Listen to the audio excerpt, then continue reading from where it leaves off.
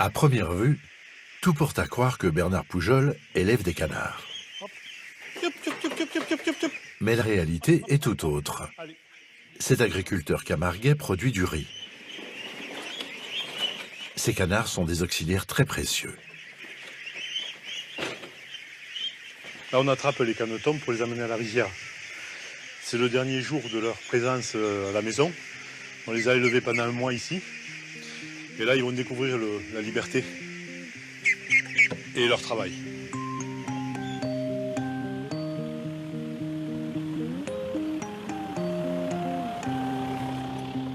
Nous sommes au cœur des marais de Saint-Gilles, dans le Gard, là où le delta du Rhône a donné naissance au parc régional de Camargue. Accompagné d'Amalia, une étudiante en école agricole, Bernard va procéder au lâcher de 700 canetons. Bon, allez, on va les lâcher. Vas-y, rentre. Les bébés! Les bébés! Un moment important pour cet ancien acteur de l'agriculture conventionnelle Allez, allez! qui a décidé de rejeter la chimie il y a une dizaine d'années. Oui, allez, allez, allez, les bébés! Herbicides ou pesticides, ce militant de l'agroécologie ne veut pas en entendre parler. Le principe de l'agroécologie avec le riz, c'est de contrôler les mauvaises herbes. Or, dans la rizière, tout est réuni pour que les mauvaises herbes poussent en abondance. Donc la méthode consiste à associer à la rizière un élevage de canards. Canard, canard, canard! Qui a la bonne idée de ne pas aimer la plante de riz et de se nourrir de toutes les adventices qui poussent dans le champ de riz. Donc en fait, la présence des canards va permettre la régulation des mauvaises herbes et calmer le développement des mauvaises herbes. De ce fait, l'agriculteur pourra faire une récolte correcte sans pour autant recourir à la chimie.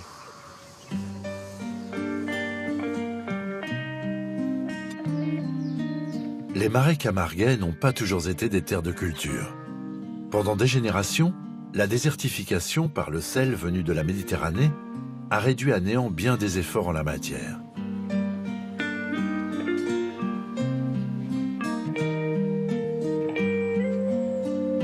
Il aura fallu attendre le 19e siècle pour que le passage à une irrigation active par pompage des eaux du Rhône permette un assainissement du territoire. Les pompes d'arrosage des rizières sont de vieilles stations de pompage qui ont été construites au début du XXe siècle et qui marchent encore. Ce sont des pompes en fonte qui étaient fabriquées à Paris. Ça, c'est pas fabriqué en Chine. 100 ans après, ça marche encore.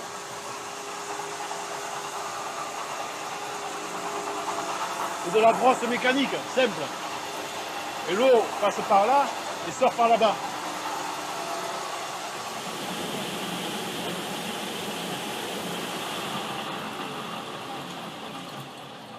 Alors les pompes en fait servent à inonder les rizières. Donc dès que la modernité est arrivée, les machines à vapeur, on a installé des stations de pompage sur le Rhône pour inonder la Camargue artificiellement en raison du fait que les digues empêchaient l'inondation naturelle.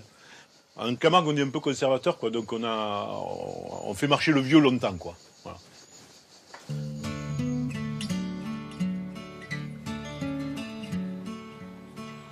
Aujourd'hui, le riz constitue le pivot du système agricole en Camargue, cette zone humide de 150 000 hectares. Allez, allez! Mais Bernard a décidé de quitter les sentiers battus de l'agriculture conventionnelle, en mettant ses canards au travail. Tu fermes, je reprends le relais. Allez, tchoup, tchoup.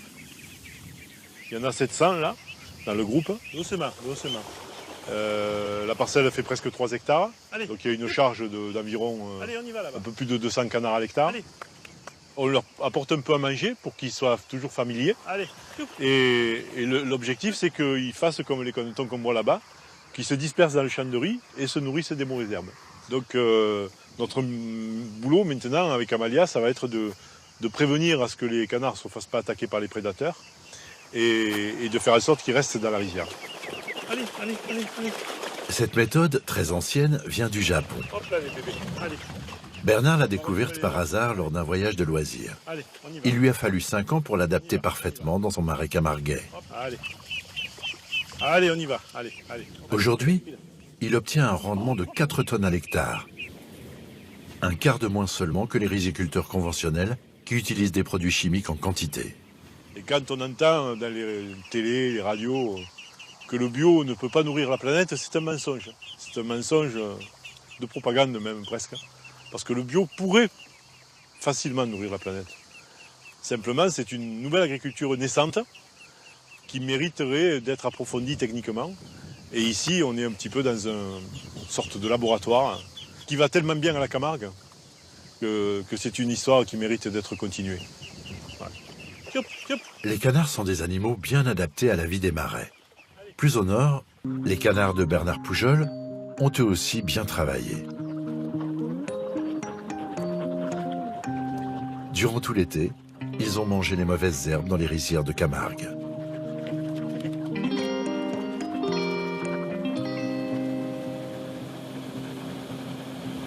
Aujourd'hui, au début du mois d'octobre, c'est le premier jour de la moisson.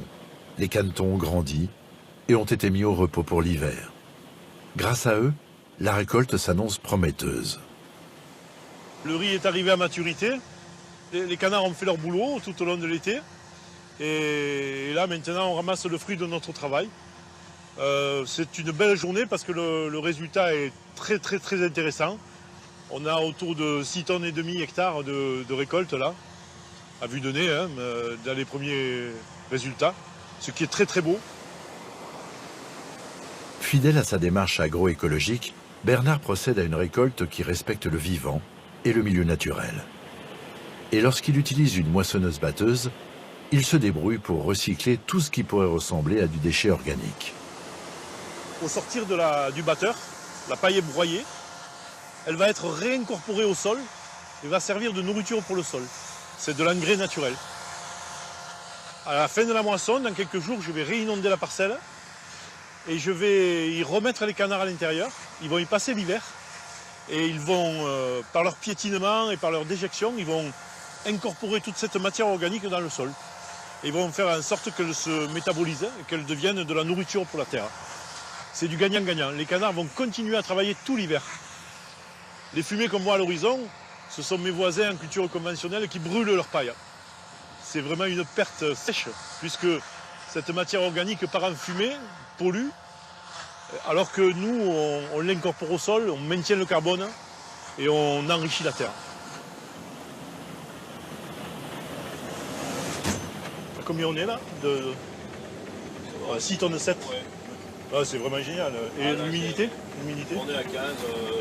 15, ouais. 15 d'humidité, parfait. Voilà, énorme. Voilà, franchement, on a une récolte magnifique. Ah ouais. C'est un cas d'école. Hein. Les pratiques originales de Bernard sont non seulement écologiques, mais aussi rentables. La récolte de cette année le prouve, une fois encore.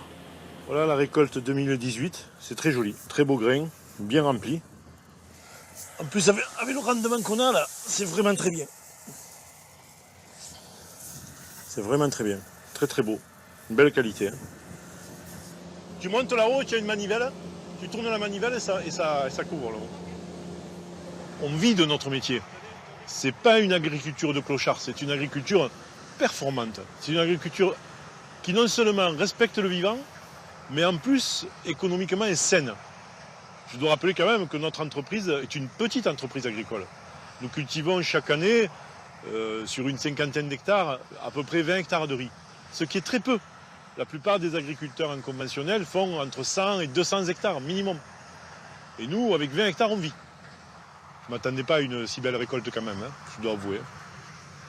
Bon, ça montre que la méthode est bonne, que le travail est payant, et qu'on peut s'appuyer sur cette technique-là pour offrir aux générations futures une manière de faire du riz tout en respectant la nature.